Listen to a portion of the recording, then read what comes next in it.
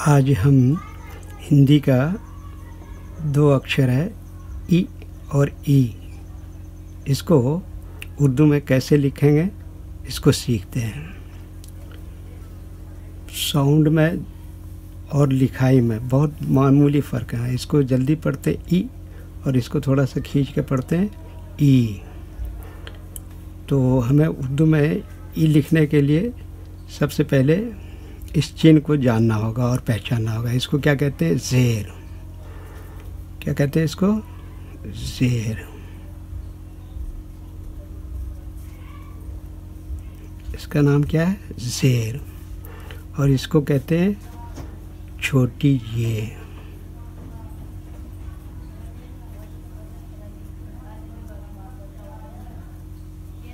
छोटी ये, इसका क्या नाम है? छोटी ये। इसको गोल ये भी कहते हैं। ठीक है, तो पहले हमने इसको पहचान लिया, ये क्या है? ज़ेर। और ये क्या है? छोटी ये या गोल ये भी बोलते हैं इसको। तो अब हम ई लिखना सीखते हैं कि कैसे लिखेंगे। तो सबसे पहले हमें ये अलिफ लिखा, उसके बाद ये हमें ज़ेर मिलाना पड़ेगा,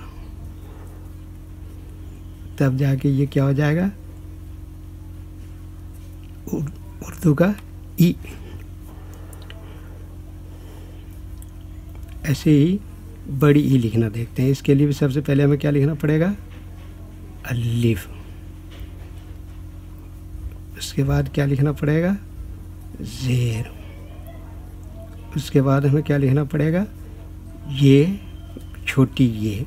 इसके लिखने का तरीका यह है कि ये लेटर, ये अक्षर आधे लाइन के ऊपर रहेगा और आधे लाइन के नीचे रहेगा। इसको ध्यान से देखिए। ये इस तरह से, ये देखिए जैसे एस बन गया ना इतना, ऐसी एस को ऐसे ऊपर उठा देंगे। ये क्या हो गया? छोटी ये। ठीक है, तो इस तरह से ये ई लिखा जाएगा। क्या हो गया? ई।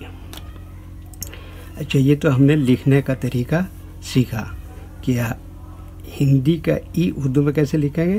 पहले अलिफ लिखेंगे, उसके नीचे ज़ेर लगा देंगे, तो क्या हो जाएगा? ई। और ये बड़ी ई कैसे बनाएंगे? पहले अलिफ लिखेंगे, फिर नीचे ज़ेर लगाएंगे, उसके बाद ये बराबर में छोटी ये लिखेंगे, तो ये ई बन गया।